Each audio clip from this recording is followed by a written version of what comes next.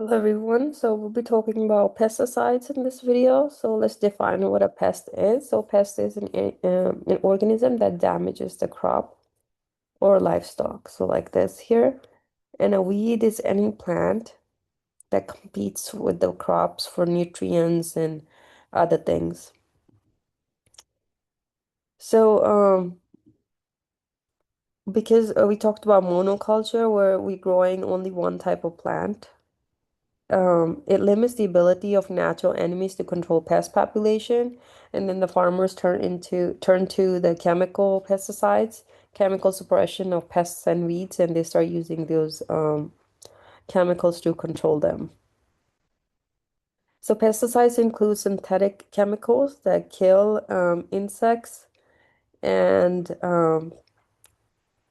if they're killing insects, they're called insecticides.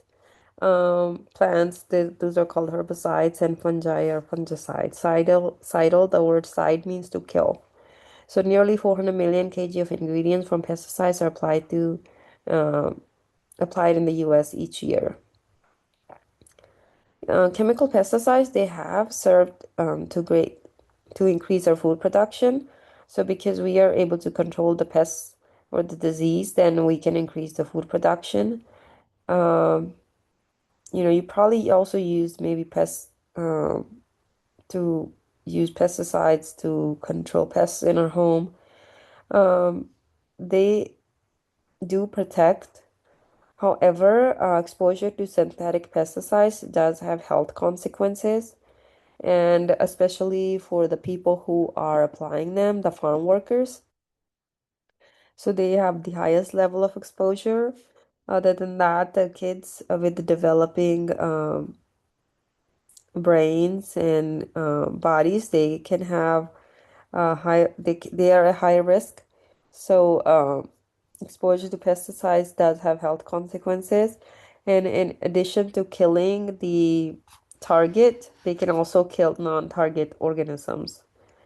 So even when we go buy non-organic produce at grocery stores, the pesticides leave residue and break down products in the soil, water, and air, affecting organisms and ecosystems in many ways. So there is some leftover pesticides on the food that we buy if it's non-organic. And glyphosate is an example. Glyphosate um, has reduced milkweed populations so much that monarch butterfly populations have plummeted. So that's a negative impact because it killed non-target organism. Um, so once these valuable natural enemies are eliminated, pest populations, they can become harder to control. And most of these chemical pesticides, they affect bees and other beneficial insects that can pollinate our crops. And then I don't know if you heard about this new chemical insecticide. It's called neonicotinoids. This is become very common, and the seed companies, they treat the crop with this, and these poisons, they become systemic in the plants, and they disperse throughout its tissues, and it grows and ends up in the leaves and stems and flowers and fruit. So neonics, they make the plant toxic to the insects, but so that kills the insects that feed on the plant, but they also harm the bees that are pollinating the plant and predators that eat insects and feed on the plants. So these can be harmful, and they can kill non-target organisms that pose no threat, reducing the biodiversity.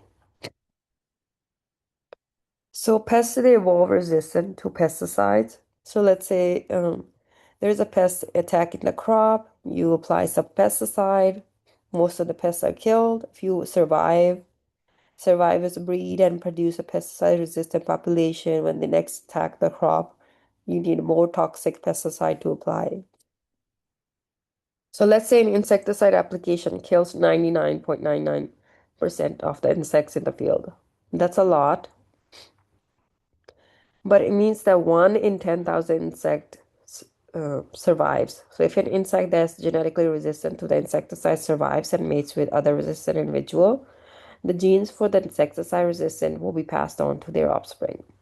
And as a resistant individual becomes prevalent in the pest population, the insecticide application will not be effective, and the pest population will grow unless you apply a pesticide that's maybe higher concentration or a different one, more strong one. So that in that case, industrial chemists or the people who are doing this, they're kind of caught up in an evolutionary arms race with the pests. So they're racing to intensify the or retarget the toxicity of the chemicals while the armies of pests evolve and they keep evolving and they become resistant.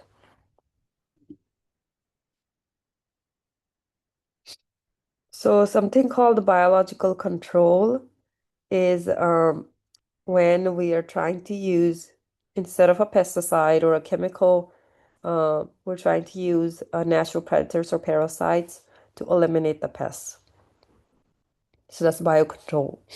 They did this in 1920s with the cactus moth that was introduced to Australia to control invasive prickly pear cactus. So this pear cactus was overturning in the rangeland, and the larvae of the moth devour cactus tissue. So within a few years, they were able to manage and control the cactus. So this is kind of saying like the enemy of one's enemy is a friend. So biological control aims to reestablish and restrain influence the predators and parasites that exert over populations in the nature. So for example, a wasp, there's a wasp that's a natural enemy to many caterpillars. And these wasps lay egg on the caterpillar, and the larvae that hatch from the eggs feed on the caterpillar, eventually killing it. So these are used as a biocontrol agent to control pests and caterpillars that reduces the chemical use of pesticides.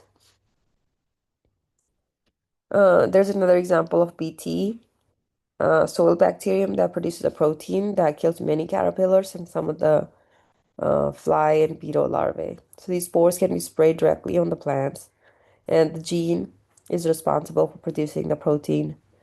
So this was genetically engineered, and um, that allows the plants to produce the poison. So whatever feeds on it dies.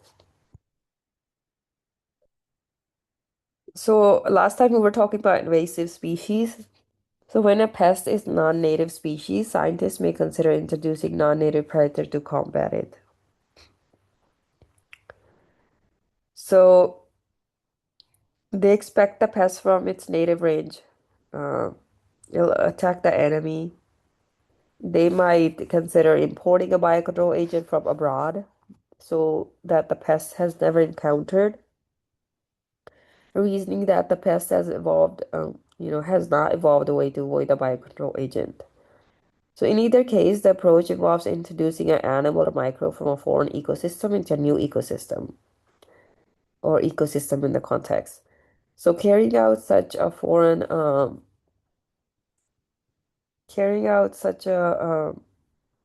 experiments can be risky because no one knows for sure if the what the effects of biocontrol agent might have.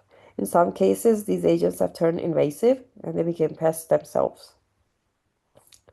We talked about this cactus moth. It has helped in Australia, but what happened was that um, once they introduce it, it's kind of on the loose. And this cactus moth, it was successful in Australia, but when it was introduced in other countries, um, for example, in the Caribbean islands, it spread to Florida on their own, and now it's eating through the native cacti of Florida. Another example is the wasps in Hawaii, was introduced to control pests, and some of these are harming the native caterpillars there that are not pests. So there's always a risk to it. It can turn invasive and it can start take over, and it can affect the environment and decrease the biodiversity. So you have to be very careful whenever doing this type of control.